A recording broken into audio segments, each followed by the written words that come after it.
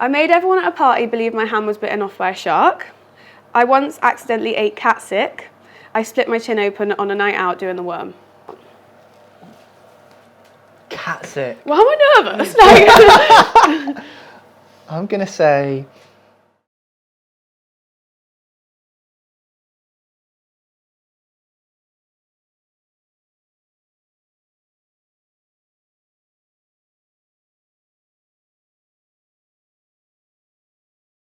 psychological thriller show The Traitors, where she had £97,000 stolen from her in the last round.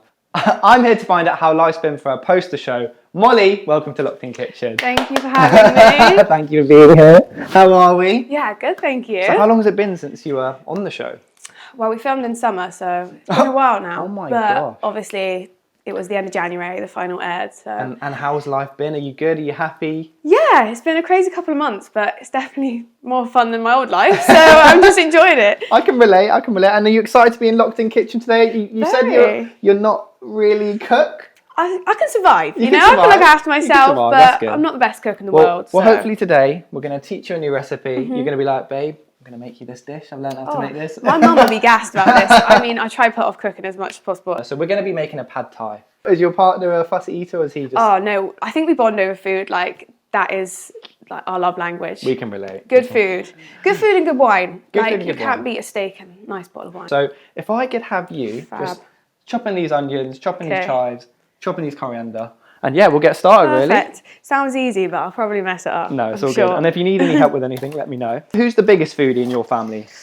We all are. I think my dad's quite like a little bit stuck in his ways. He's gonna kill me for that. But I mean, he likes to have meat with his meal. He's very much like a builder's guy. Do you know what I mean? Yeah. Fry up for breakfast and then all that. But You can't go wrong with a fryer. I think we all love food, really. It is like you say, it is a love language. Like when Whit and I were on Love Island, I think the first thing I said to her was, do you like food? Yeah. It's one of the first things you ask, really, isn't it? Definitely.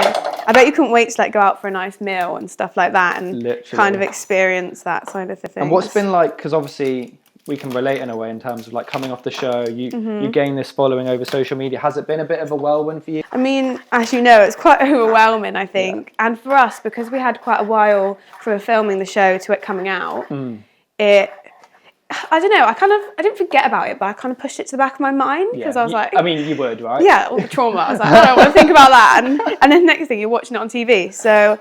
Did it feel weird seeing yourself on TV? So weird. Yeah. What did you think? Did you watch yours back? No, just because ours is so long as well. And I think maybe you can relate, but when you live it, I mean, the only reason I wanted to see it was to see how I kind of come across. But yeah, I mean, people tell you how you come across anyway. You don't need to worry about that. Yeah. But who would you say were your closest friends from the show then? Because you gained quite a lot of you made a lot of connections and with Jazz and Jasmine's my bestie. Like love her so much. And it's nice to like you go on a show, you share that experience, and you get to actually like maintain those relationships. That is the nice thing about those types of shows. So how did the Traitors even come about? Was it something you knew you wanted to do? Did they like how? So I kind of got approached the first year, just like a message on Instagram. I don't know if it's because I was doing like the disability modelling, so I had a little bit of a following. Nothing major. I mean, that's a bit extreme me saying that. Like, no. I use Instagram. Yeah. And so they reached out to me about season 1, and I was going travelling with my boyfriend, and like it just sounded really weird. Like, you know, when someone says to you, "This TV show, we're going to be in Scotland, like in a castle. Claudia Winkleman's going to be there." I was like, so that would have been the first season of it. Yeah. So I guess you couldn't really go off all like, this is what it's going to be. This is what I mean. So like the description was so strange. I was like, is this a prank? Is this a weird show?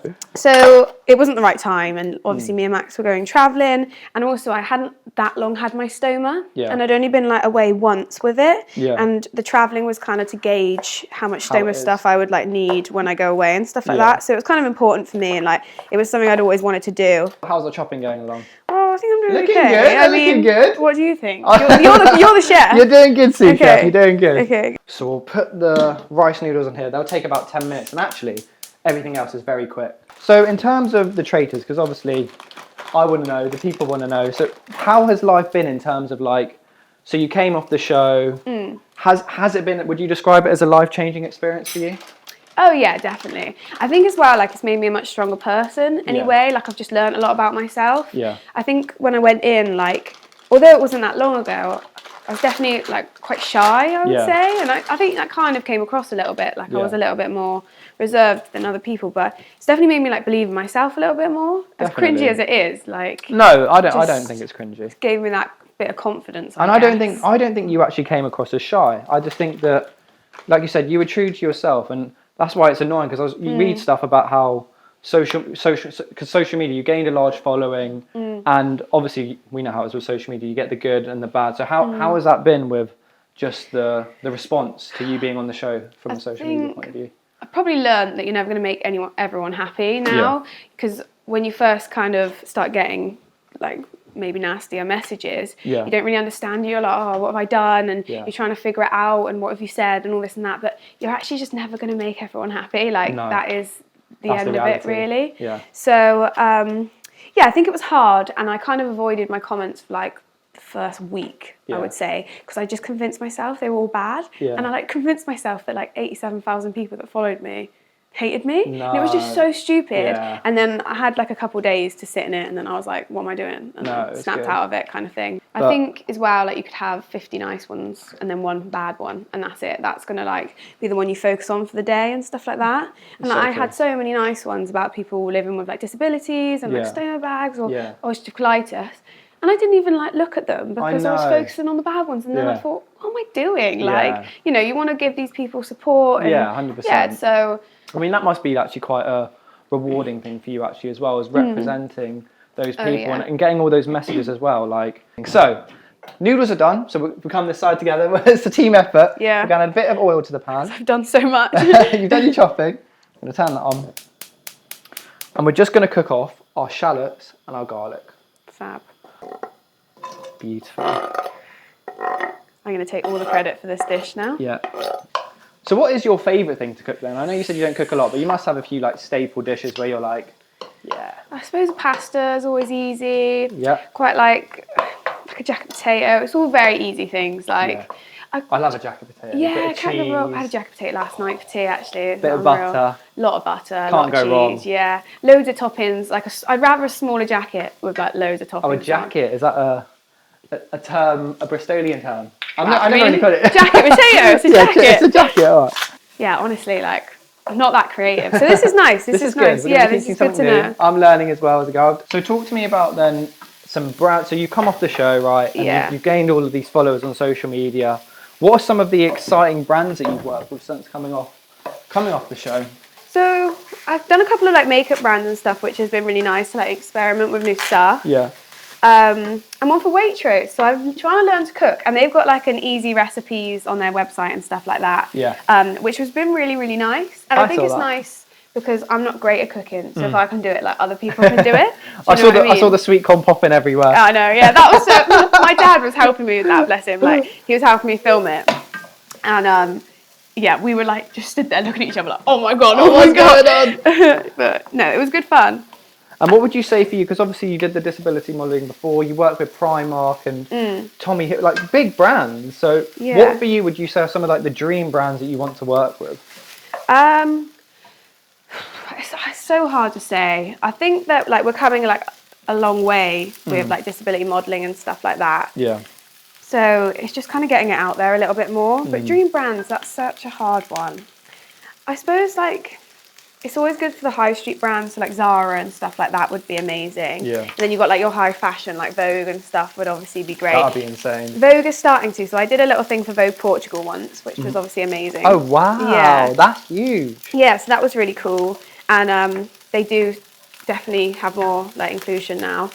So it's definitely changing. I think we're like a long way to where we need to get, but we're getting somewhere, if that makes sense. And it's nice as well, like you come off the show and almost in a way before, like you went in with that representation and to get all those positive comments from people that have similar stories, it's like you give them a voice as well. So it's I find it quite motivating. So I'm just going to be frying off these lovely prawns just to get that nice pink colour. So we're not going to fully cook them. They look good. They do look good. They do look really good. What I want to know as well is the whole Harry situation. So obviously you left the show. The last episode was really hard to watch. Actually, I think that you, like you say, you build such a friendship with these people. You're there every day, and it makes it quite difficult because on other shows like Love Island, obviously, it's a bit more like you're not trying to trick anyone, right? You're being who you are. But in this show, the whole aim of the game is to get to the final, and that can mean miss. Kind of like So how have things been left between you and Harry? Yeah, fine. Like it was such a long time ago now. Do you know what I mean? And we were kind of over it before it came out. Yeah. And like then the public were obviously watching it. Yeah. And it kind of brought it all back and everything. But it was the point of the game. Like when we signed up to it, we knew what we were getting ourselves into. So I knew like something like that could happen. Just going to take this off the heat. Yeah. It's getting hot. So, and I mean, no hard feelings or anything like that. Yeah. So No, that's good. yeah, but he did say that he was going to do something. Have we heard? Has he taken you away on holiday? No, I don't need to be taken. I'm going on holiday next month actually with my friends. So that's going to be nice. That's true. Where are you going? Going to Turkey.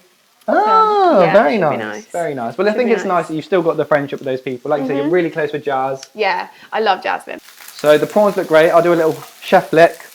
Very you want to go? Very impressive. Are you ready for it all to be ruined? No, it's fine. Just a little one. Way! Just a little. Right. Beautiful, nice. So we'll turn those off. But we're going to add some brown sugar to that as well. I think you're going to like it. So now we're actually going to add our noodles. Plop. Get them in there. Very aesthetic, eh? Yeah, I know. Look, nice and stuck together. Get another spoon actually. So mix that all in.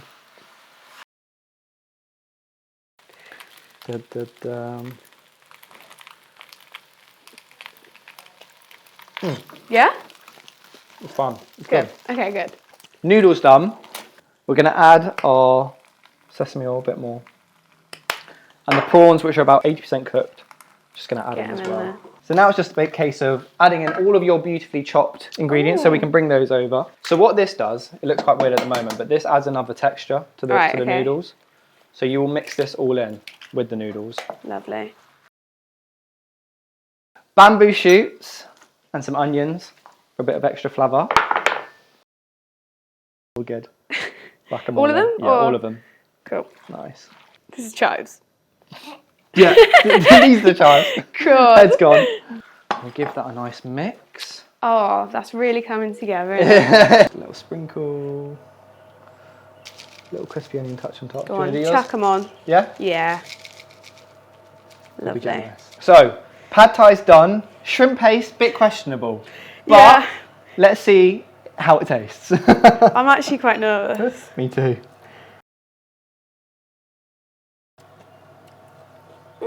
Good? Yeah. Good. That's good. No, it is good. I'm happy with that. I'm happy with that. Good job. So Molly, thank you so much for coming on the show. Thanks for having me.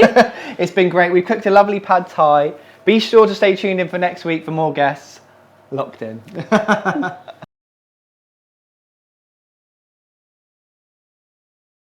Right guys, so in the theme of traitors, I wanted to put me and Molly to the test to see how good a traitor or faithful I would be, and vice versa. Well, we already know, but... I'm a good faithful. you're a great faithful.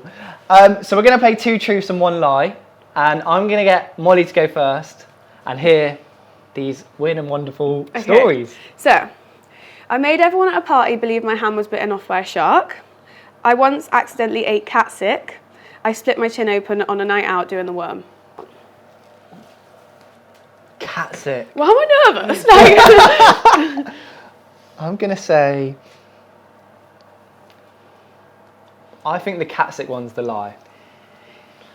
All right, don't give it away. That's what I'm saying. Okay.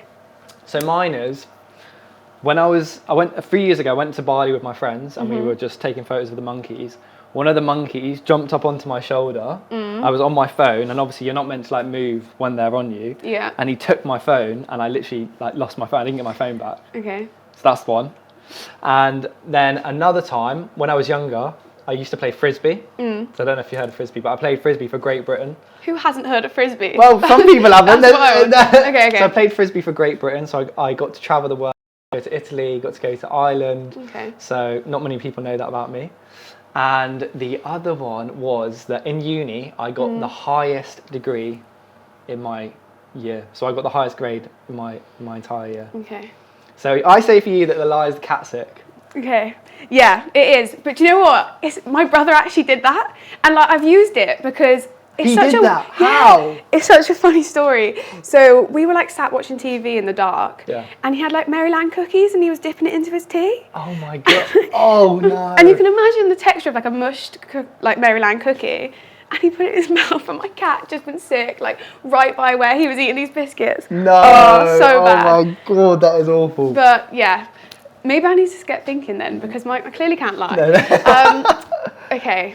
Let's see if I'm a good faithful or traitor. I think they were good because you went into details, so it's hard. I'm going to say the Frisbee one. What, as a lie? Yeah. True. Really? Yeah. I'm not going to tell you until you get it right either. Okay. So that was true. What were the other ones? So you had the monkey one and... Highest grade in my uni degree. Let's go with highest grade in your uni degree. It's true. Oh my God! What the hell? Damn! This is why I lost the show. This is why I lost the Traitors. I have no idea. So yeah, barley, that was the lie. God, I've got So no better, now have we I? know why. I've got no better even after all the training. That's a joke.